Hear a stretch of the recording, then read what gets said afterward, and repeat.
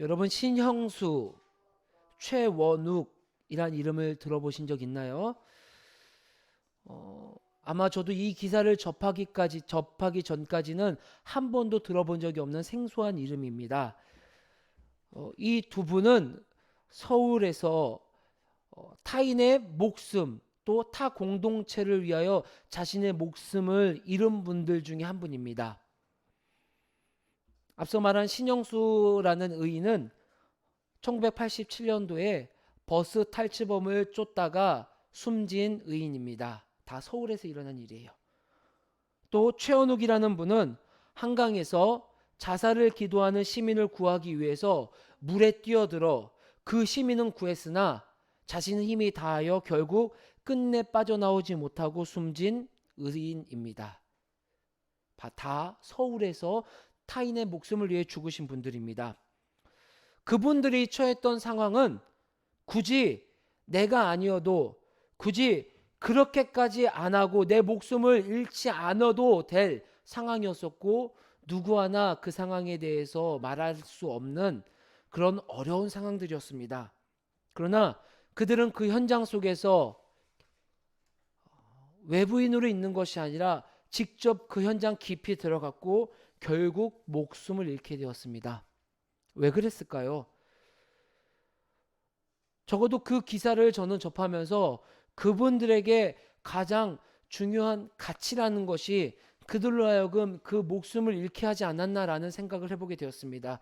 적어도 그분들에게는 내 목숨, 내 안위보다는 한 명의 생명의 공동체, 한 명의 생명의 소중함, 또 정의, 또 사랑, 어떻게 보면은 중요하지 않고 어떻게 보면은 내가 생각하는 가치관보다 더 낮은 수준의 가치관일 수 있지만 그분들에게는 가장 중요한 가치관이었기 때문에 자신의 목숨을 내놓을 수 있지 않았을까라는 생각을 해보게 되었습니다. 내 목숨보다 소중하게 여기는 그 가치관 때문에 그 가치 때문에 주저없이 행동을 한 그 두 명의 의인의 모습, 그 기사를 읽으면서 제 마음 깊숙이 큰 울림이 생기게 되더라고요. 나에게 내 목숨보다 중요한 가치가 뭐가 있지라는 질문을 저에게 던져보게 되었어요. 많은 것들이 휘리릭 지나가게 되더라고요. 나에게 내 목숨을 잃으면서까지 희생하면서까지 내가 붙잡고 또 잃고 싶지 않은 그 가치가 무엇이 있을까? 가족? 네, 지금 가족들이 고개를 절레절레 흔들어요. 아니에요. 가족보다 더 중요하게 저에게 붙잡고 있는 가치는 하나님, 교회도 아니고 바로 나였더라고요. 나. 그리고 뒤이어서 가족, 그리고 명예, 그리고 쪽팔리지 않은 것들, 그리고 내가 세웠던 많은 완벽한 계획들, 그것이 어찌 보면 제 목숨보다도 더 소중하게 여기는 가치관이지 않나라는 생각을 해보게 되더라고요. 이런 것들이 아무리 제 사랑하는 아내, 아무리 제 사랑하는 자녀들이지만 그것들이 건드려지면요, 순간 저는 이성을 잃어지게 되더라고요. 그리고 헐크가 되어지게 되고, 사랑하는 내 딸, 사랑하는 내 아들이지만 연소하고 어린아이들이지만 저도 모르게 소리를 지르는 창피한 모습을 발견하게 되더라고요. 여러분 어떠세요? 여러분 어떤가요? 여러분에게 여러분 목숨과도 비견될 만한 그 가치가 무엇이 있습니까? 여러분 목숨보다도 먼저 되고 우선순위가 되는 그 가치는 무엇입니까? 여러분 지금 순간 머릿속에 휘리릭 지나가지 않나요? 저처럼 저 자신이 될 수도 있고 가족이 될 수도 있고 아니면 내 자존심이 될 수도 있습니다. 저마다 다르지만 우리 모두는 저마다 중요하게 생각하는 가치들이 있습니다. 앞서 말한 의인들과는 조금은 비교해보면 초라한 모습이지만 저의 가치관이 있듯이 여러분들에게도 그런 가치관이 있습니다. 가치가 있습니다. 우리가 생각하는 이 가치들이 비록 앞서 말한 의인들의 가치에 비하면 떨어져 보인다라고 생각할 수 있지만 세상의 기준 그 잣대에 비교해 보면 비도덕적이나 비윤리적인 것은 아닙니다. 지극히 상식적인 것이에요. 지극히 일반적인 것이에요. 욜로라는 말 많이 들어보셨죠? 너무나도 일반적이고 보편적인 것들이에요. 대다수가 추구하는 가치관들이에요. 이러한 사실에 빗대어 보면 오늘 저와 여러분들이 읽었던 본문의 이스라엘 백성들과 기드온은 손가락질받아 마땅하지 않은 사람들이에요. 아주 보편적이고 일반적인 사람들입니다. 기드온과 그들을 둘러싸고 있는 이스라엘 백성들이 목숨을 걸 정도로, 목숨과 비견할 정도의 가치를 두는 것이 무엇인지 성경은 오늘 우리에게 말하고 있는데 우리는 절대 손가락질할 수 없습니다. 사사기 6장 28절로 30절의 말씀을 함께 읽어볼까요? 28절로 30절의 말씀입니다. 시작. 그 성읍 사람들이 아침에 일찍이 일어나 본즉 바알의 제단이 파괴되었으며 그 곁에 아세라가 찍혔고 새로 쌓은 제단 위에 그 둘째 숫소를 드렸는지라. 서로 물어 이르되 이것이 누구의 소행인가 하고 그들이 캐어 물은 후에 이르되 요아스의 아들 기드온이 이를 행하였도다 하고,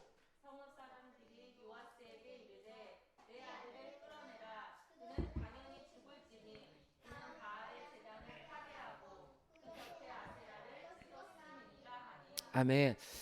한 달도 더 됐겠지만 한 달 전에 기드온의 이야기를 한번 우리가 생각해 봤으면 좋겠습니다. 기드온은 하나님의 사자를 통하여 이제 사사로서의 부르심을 받고 하나님이 이제 너를 구원하고 너를 통하여 이스라엘 백성을 구원하겠다라는 귀한 부르심을 받은 상황이에요. 그 상황에서 기드온에게 하나님이 명령하셨습니다. 너희 아비의 집에 가서 바알 제단을 허물고 아세라 상을 찍어서 부셔라 라고 말하고 있습니다. 기드온은 하나님의 명령으로 전날 밤 그 모든 것을 행했어요. 근데 이 상황을 알게 된 수많은 이스라엘 백성들이 수소문하여서 도대체 누가 이 짓을 한 것이냐, 우리가 그토록 신뢰하고 우리가 그토록 믿었던 바알 제단과 아세라상을 누가 이렇게 한 것이냐, 알고 봤더니 기드온이었던 거예요. 수많은 사람들이 무리를 이끌어서 기드온 아버지에게 갔어요. 기드온을 내놔라. 이 행동은 그의 목숨과 바꿀 정도의 가치 있는 행동이다. 그의 목숨을 우리가 뺏어가야겠다. 어디 바알 제단을 허물어? 어디 아세라상을 찍어버려? 이거는 도저히 돈 몇 푼을 가지고 도저히 당신의 가문에 무릎 꿇은 그 용서로 우리가 넘어갈 수 없는 사건입니다. 기드온의 목숨을 내놓으십시오 라고 오늘 이스라엘 백성들이 요아스 기드온의 아버지에게 와서 말하는 거예요. 여러분, 오늘 이스라엘 백성들의 이 대변하는 모습을 보면 그들이 소중하게 여기는, 목숨과도 같이 여기는 가치가 무엇인지를 오늘 이 문장을 통해 발견할 수 있어요. 이스라엘 백성의 절대 다수가 사람의 목숨과도 바꿀 수 있는 가치가 바로 무엇이냐? 바알과 아세라가 주는, 즉 우상 숭배를 통하여 얻을 수 있는 가짜 위로와 평안이었다라는 거예요. 그래서 그 가짜 위로와 가짜 평안이 없어져 버리게 되는 그 상황에 대해서 그들은 그의 없어지게 한 주체가 되는 기드온의 목숨을 빼앗게 되는 그런 안타까운 사실을 우리가 목도할 수 있게 되는 것입니다. 여러분, 지금 사회가 추구하는, 아니 앞서 부족하지만 제가 고백했던, 부끄럽지만 제가 말했던 그 가치와 오늘 이스라엘 백성들이 보여주는 모습은 크게 다를 것 없어 보이는 모습입니다. 기드온이 바알 제단과 아세라상을 찍어버리기 전에는요, 아주 보편적인 가치였어요. 내 목숨과도 바꿀 수 있는 것이 우상 제단이 주는 평안함이었어요. 바알 제단이었어요. 아세라상이었어요. 누구도 오늘 이스라엘 무리가 와서 기드온에게 한 이 말에 대해서 의문을 갖지 않을 수 있을 정도로 보편적인 상황이었다는 것입니다. 그런데 여러분, 성경은 이에 대하여 뭐라고 우리에게 말을 해줄까요? 6장 31절의 말씀입니다. 우리 한 목소리로 한번 읽어볼까요? 오늘 이 이스라엘 백성에게 하나님은 뭐라고 말씀하시는지 31절 말씀 시작. 요아스가 자기를 둘러선 모든 자에게 이르되 너희가 바알을 위하여 다투느냐? 너희가 바알을 구원하겠느냐? 그를 위하여 다투는 자는 아침까지 죽임을 당하리라. 바알이 과연 신일진데 그의 제단을 파괴하였은즉 그가 자신을 위해 다툴 것이니라 하니라. 아멘. 여러분, 이 기드온의 아버지의 한마디가 무엇입니까? 야, 너희가 지금 와서 바알을 대신해서 다투는 거야? 야, 지금 너희들이 하는 말은, 너희들이 내 아이의, 내 자녀의 목숨을 빼앗겠다라고 하는 이 말은 바알이 너희들을 구원해 주겠다라는 거야? 한마디로 그 우상들이 너희들이 목숨을 걸 만한 가치가 있는 것이냐? 오늘 질문을 하는 것입니다. 이미 이스라엘 백성에게는 자신들의 목숨을 걸 만한, 자신들에게 가장 우선순위가 되는 가치관이 하나님이 아니라, 이스라엘 같은 민족이 아니라 바알과 아세라라는 우상이라는 탐욕과 욕망들이 자신의 가치관의 최우선순위로 된 모습을 요아스의 말을 통해 발견하고, 그 요아스의 말을 통하여 하나님의 마음을 우리가 발견할 수 있다는 것입니다. 예수님은 산상수훈에서도 우리에게 이렇게 이야기하셨습니다. 너희는 먼저 그의 나라와 그의 의를 구하라. 너희는 세상의 소금과 빛이다. 이 말의 전제는 무엇이죠? 우리가 추구해야 되고 우리가 가장 우선순위의 가치가 무엇인지에 대해 예수님이 상고해 주신 것이에요. 제고해 주신 거예요. 우리의 가장 우선순위는 다른 것이 아니라 먼저 그의 나라와 그의 의를 구하는 것이고, 우리는 세상의 소금과 빛의 모습으로 이곳에 파견되었다라는 것을 예수님은 우리에게 말씀해 주시는 것입니다. 분명 지금 이스라엘 백성을 둘러싸고 있고 우리를 둘러싸고 있는 수많은 이야기와 우리를 흘려보내고 있는 수많은 가치관과는, 성경의 이야기는 전혀 다른 이야기를 해주고 있습니다. 그 속에서 오늘 이 다른 두 갈래의 흐름 속에서 성경은 분명하게 우리에게 이야기해 주고 있습니다. 오늘 우리의 가장 우선순위, 우리가 가장 중요하게 여기는 가치관이 무엇인지 생각해 보라는 질문을 우리에게 던져주는 것입니다. 우리가 중요하게 생각하는 가치가 세상의 기준에 빗대어, 세상의 문화 속에 빗대어 전혀 잘못되지 않은 것이라 생각할 수 있어요. 그런데 성경에 빗대어서는 그것이 잘못될 수도 있다라는 생각을 오늘 성경은 우리에게 던져주고 있다라는 것입니다. 그리고 하나님은 거기서 그 질문을 던져주시고 끝나는 것이 아니라 우리의 그 가치의 우선순위를 바꿔주시기 위하여서 때로는 기다려주시고 때로는 손 내밀어 주시는 하나님을 우리에게 드러내 주시고 있습니다. 우상을 섬기는 이스라엘 백성은요, 여러분 100번 1000번 죽어도 할 말이 없는 상황이에요. 신명기 13장 6절로 10절에 모세를 통하여 하나님은 우리에게 분명히 이렇게 말씀해 주셨습니다. 우상 숭배자는 내 아버지가 되었건 내 어머니가 되었건 내 사랑하는 자녀가 되었건 모두 반드시 죽여라 라고 하나님께서 모세를 통하여 하나님의 말씀을 우리에게 말씀해 주셨습니다. 이해가 가지 않죠? 하나님이 스스로 하나님 말씀하신 것을 어기신 거예요. 하나님은 마치 세상 사람들의 눈에는 거짓말쟁이라고 조롱받을 수도 있는 상황이에요. 하나님 한 일 가지고 두 말해요? 분명히 우상숭배자 죽이라고 했는데 이거 뭐죠? 그동안 우상숭배한 자들은요? 그리고 왜 또 기도를 통해 또 이 상황은 뭐죠? 조롱받을 만한 상황에 하나님 스스로 들어가신 거예요. 덩달아 이렇게 자신의 말씀을 어기면서까지 기다려주시고 있는데 우리는 여전히 부끄러운 모습만 계속해서 하나님 앞에 보여주고 있는 상황입니다. 사사기 6장 39절의 말씀 함께 읽어볼까요? 사사기 6장 39절의 말씀 시작. 기드온이 또 하나님께 여쭈되 주여 내게 노하지 마옵소서. 내가 이번만 말하리이다. 구하옵나니 내게 이번만 양털로. 아멘. 지금 기드온이 하나님 앞에 말하는 거야. 하나님, 내가 하나님을 시험하게 해주세요. 하나님 한 번만 시험하게 해주세요. 그런데 하나님은 분명히 우리에게 이렇게 말씀해 주셨어요. 신명기 6장 말씀을 통하여 나를 시험하지 마라. 시험하는 자는 반드시 죽인다라고 말씀을 해주셨어요. 그런데 하나님은 오늘 기도원의 이 하나님, 내가 하나님을 시험해도 되겠죠? 라는 질문에 대해서 기다려주시고 또 스스로 하나님 스스로 저 거짓말장애의 모습으로 가는 모습을 우리에게 보여주시고 있다는 것입니다. 하나님은 왜 1.1핵도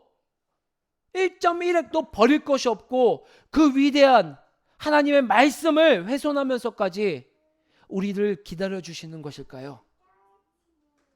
그것은 바로 그 말씀을 훼손하면서까지 스스로 거짓말쟁이 자리에 가면서까지 하셔야 되는 그 일이 기도원의 일이 아니고 이스라엘 백성의 일이 아니고 바로 하나님의 일이기 때문이라는 것입니다.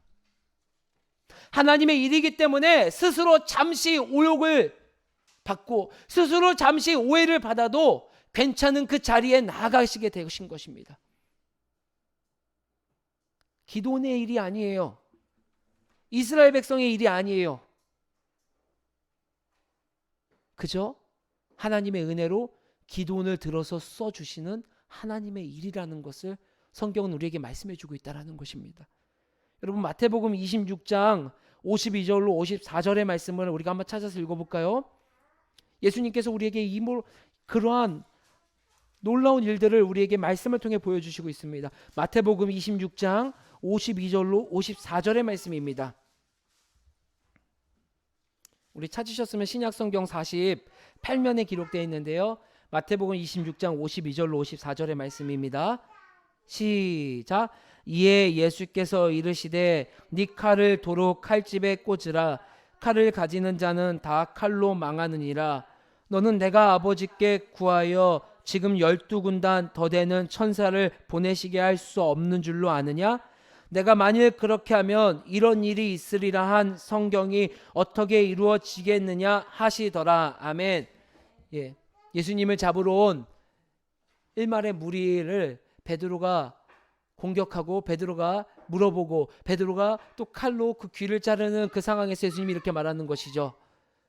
예수님은 분명히 이렇게 말하고 있습니다. 내가 지금 능력이 없어서 이런 상황에 있는 줄 아느냐?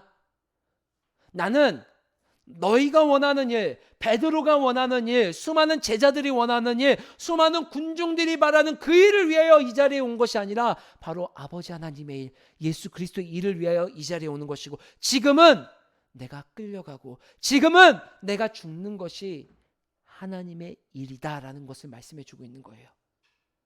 다시 본문으로 돌아서 하나님은 이렇게 말하는 거예요. 지금은 우상 숭배자를 죽이는 것이 내 일이 아니라 지금은 나를 시험하는 자를 죽이는 것이 내 일이 아니라 지금 이 자리에서 기도원에게 하나님이 원하시는 일은 지금 너희들에게 있는 너희들의 가치를 변화시키고 너희들에게 있는 우상 숭배를 내려놓고 다시금 하나님의 자녀로서 하나님의 사랑과 하나님의 일을 위하여 다시 재정비하는 것이 지금 너희들과 함께할 일임을 성경은 우리에게 이야기해 주고 있는 것입니다.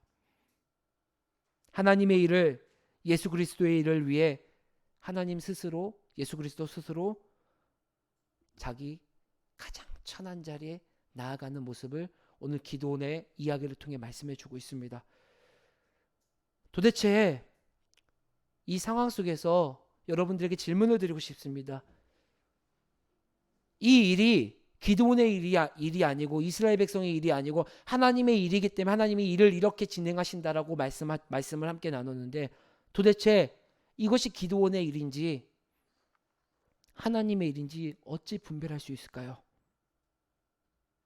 모두가 기도원의 일인 것 같고 모두가 하나님의 일인 것 같은 세상 속에서 교회 속에서 오늘 이 기도원의 이야기를 통해서 두 가지를 여러분께 도전드리고 그 두 가지 일 속에서 우리 교회가 우리 공동체가 함께 참여하기를 주의 이름으로 간절히 소망해 봅니다. 첫 번째 이 두 가지를 기억했으면 좋겠습니다. 첫 번째 사사기 6장 39절 말씀 함께 읽어볼까요? 사사기 6장 39절입니다. 시작. 기도원이 또 하나님께 여쭈되 주여 내게 노하지 마옵소서. 내가 이번만 말하리이다. 구하옵나니 내게 이번만 양털로 시험하게 하소서. 원하건대 양털만 마르고 그 주변 땅에는 다 이슬이 있게 하옵소서 하였더니. 아멘. 기도원의 일인지 하나님의 일인지 어떻게 분별할까요? 첫 번째, 우리의 연약함을 있는 그대로 대면하는 교회가 됐으면 좋겠습니다. 나의 연약함을, 나의 부족함을, 나의 창피함을 있는 그대로 대면하는 내가 되었으면 좋겠습니다. 오늘 기도원을 보십시오. 우리가 하는 일이, 아니 하나님, 내가 하는 일이 잘못됐다라는 것을 알고 있어요. 그래서 이렇게 말하는 거예요. 주여, 내게 노하지 말아주세요. 주님, 내가 주님을 또 시험하는데 주님, 나한테 화나지 말아주세요. 내 잘못함을 하나님 앞에 내려놓고 하나님 앞에 그 잘못하고 부끄러운 모습 그대로 나아가는 거예요. 하나님, 하나님의 놀라운 일들을 저는 경험했습니다. 여호와의 사자가 와서 내가 드린 그 제물 앞에 불이 내려져서 누구도 경험해보지 못한 놀라운 일을 경험했고 하나님의 음성을 제가 직접 들었어요. 그런데요, 하나님, 저는요, 하나님이 위대하고 하나님이 두려운 것만큼 저 사람들도 여전히 두려워요. 저 사람들의 시선이 여전히 두렵습니다. 그래서 하나님이 주신 그 놀라운 말씀을 알고 있지만 저들도 역시 두려워서 가장 칠흑같이 어두운 한밤에 바알의 제단을 파괴하고 아세라상을 찍어서 없앴습니다. 하나님, 제가 이렇게 부족합니다. 하나님, 제가 하나님을 시험할 정도로 이렇게 연약한 자예요 라고 나아가는 거예요. 우리의 연약함을 인정하는 거예요. 하나님, 제가 할 수 있는 것이 없는데요. 하나님, 제가 여전히 오늘 또 죄 앞에 굴복했습니다. 이것이 핑계가 되거나 이것이 변명이 되는 것이 아니라 하나님 앞에 애통하는 심정으로, 하나님 앞에 간절한 마음으로, 하나님, 그래도 제가 나옵니다. 그래도 내가 나아갈 때는 하나님밖에 없습니다. 그래도 내가 도움을 구할 때는 하나님밖에 없습니다. 내 비록 하나님만큼 세상 사람들을 두려워하고 내 비록 세상이 주는 평안과 위로가 여전히 내 마음속에 가득 차 있지만 하나님, 그럼에도 하나님, 노하지 말아주세요. 노하지 말아주세요. 저를 또 들어서 하나님의 일에 동참시켜 주세요. 여러분, 우리 교회를 보세요. 얼마나 부족하고 연약한 게 많습니까? 아니, 저를 보세요. 얼마나 부족하고 연약한 게 많습니까? 아니, 여러분 스스로 한번 바라보세요. 너무 멋지십니까? 말하지 않아도 너무나도 부족하고 연약한 것들이 많죠. 그걸 숨기지 마세요. 하나님 앞에 나아가서 이렇게 외쳤으면 좋겠습니다. 주여, 노하지 말아주세요. 화나지 말아주세요. 주님, 제가 이렇게 또 연약한 모습으로 왔습니다.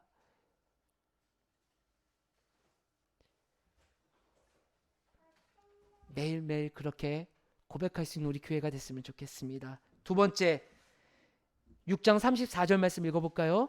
사사기 6장 34절 말씀 시작. 기드온에게 임하시니 기드온이 나팔을 불매 아비에셀이 그의 뒤를 따라 부름을 받으니라. 아멘. 여러분, 지금 기드온이 처한 상황은요, 하나님 어떻게 이렇게 일하실까라는 엎친 데 덮친 격, 진퇴양난의 상황입니다. 앞에도 적이 있고 뒤에도 적이 있고 위에도 적이 있고 아래도 적이 있는 상황이에요. 여러분, 기드온을 한번 기드온 입장에서 생각해 보세요. 하나님께서 명령을 하셔서 한밤중에 바알의 제단을 허물고 아세라상을 찍어버리고 그 요아스와 기드온의 입술을 통하여서, 야, 바알이 너를 구하는지, 바알이 진짜 신인지 한번 시험해봐 라고 말한 상황이에요. 그럼 그 상황에서 하나님께서 멋지게 나타나 주셔가지고 하나님이 이스라엘 백성들이 가지고 있는 의심들을 싹 잠재워 주셔야 되는데 33절의 말씀은 뭐예요? 아니, 바알 제단 허물고 아세라상 허물었더니 바로 그 순간 미디안과 아말렉과 동방 사람들이 싹 다 올라오는 거예요. 여러분, 엎친 데 덮친 격으로 이게 과연 일반 사람들은 뭐라고 생각할까요? 봐봐, 너희들이 바알 제단을 허물었기 때문에, 너희들이 아세라상을 찍었기 때문에 이런 일이 생기는 거 아니야. 빨리 회복하고 빨리 기드온을 죽여버려 라고 말하지 않았을까요? 아마 절망감이 몰려왔을 거예요. 그런데 34절에 뭐라고 말하고 있습니까? 여호와의 영이 기드온에게 임하시니. 여러분, 여호와의 영이 임한다라는 것을 원어적으로 살펴보면 여호와의 영이 기드온에게 옷 입혀졌다라는 표현입니다. 문자적으로. 근데 이 표현은요, 성경 구약 성경 전체에 딱 3번만 언급되는 표현이에요. 그렇다고 여호와의 영이 임하지 않았다라는 것이 아니죠. 3번만. 여호와의 영이 임했다라는 것은요, 구약 성경에서 불특정하게 임하십니다. 그리고 누구에게 임할지 모릅니다. 어떻게 임할지도 몰라요. 오늘 기드온에게는 옷이 펴졌지만 드보라에게는 그냥 임하였고, 어떤 사사에게는 강하게 임하였고, 어떤 사사에게는 갑자기 임하는, 우리가 도저히 예측할 수 없는 상황이에요. 하나님이 야 그래 너가 바알 제단 허물었어, 그러면은 내가 24시간 뒤에 내가 너와 함께 할게 라고 말을 해주면 좋죠. 하나님이 길가진리 교회, 야 용하나, 길가진리 교회 성도들아, 3년간 고생 진짜 많았다. 3년 3개월 7일 되는 날 내가 이 교회에 놀라운 성령의 강력한 임재와 놀라운 영적인, 질적인, 또 양적인 부흥을 너희에게 허락해 줄게. 여러분, 이거 못 견딜 사람이 있을까요? 없지요. 누구나 다 버틸 수 있겠죠. 그런데 여러분, 하나님은 그렇게 일하시지 않아요. 오늘 기드온에게도 여호와의 영이 기드온에게 임하시니, 오늘 이날 여호와의 영이 기드온에게 임할지 기드온도 몰랐을 거예요. 과연 이게, 아마 내가 기드온이었으면 이렇게 생각했을 거예요. 하나님, 진짜 하나님, 내가 이거 한 거 맞아요? 잘한 거 맞아요? 바알 제단 이거 허문 거 맞아요? 잘 모르겠네. 난 내 목숨까지 바치면서 한 건데 이게 뭐예요? 아마 포기하고 싶고 아마 야반도주하고 싶은 마음도 있었을 거예요. 그런데 그 시에 하나님은 기드온에게 여호와의 영으로 옷 입혀 주셨습니다. 여러분, 그래서 제가 말씀드리는 것은 두 번째, 바로 교회가 필요한 것입니다. 공동체가 필요한 거예요. 무엇이 하나님의 일인지, 하나님이 지금 우리보다 앞서서 일하고 계신 것은 명확한데 하나님께서 어떤 일이 하나님의 일인지 우리는 분별할 수가 없어요. 이 커피, 기리의 커피 한 잔 역시도 이게 하나님의 일인지 내가 좋아서 하는 일인지 분별할 수가 없어요. 어떤 역량을 우리에게 하나님이 요청하시는지 분별할 수가 없어요. 혼자서는. 언제 여호와의 영이 임할지는 모르지만 하나님께서 공동체를 우리에게 세워주시고 교회를 더해주신 것은 그 상황 속에서 함께 기다리며, 이것이 여호와의 영이 임한 사건인지, 여호와의 영이 임했다는 사건을 오늘날 표현으로 하면, 교회적인 표현을 하면 무엇이겠습니까? 하나님의 일이, 하나님께서 하시는 일이 라는 표현으로 바꿀 수 있겠죠. 이것이 하나님의 일인지 아닌지 분별할 수 있는 공동체가 여러분이, 우리가 되어야 된다는 것이죠. 오늘 기도는 우리에게 이렇게 말하고 있습니다. 우리 모두가 기도원처럼 여호와의 영이 임하는 초자연적인 상황에 간다면 좋겠죠. 그렇지 않은 경우가 일반적인데 어떻게 해야 될까요?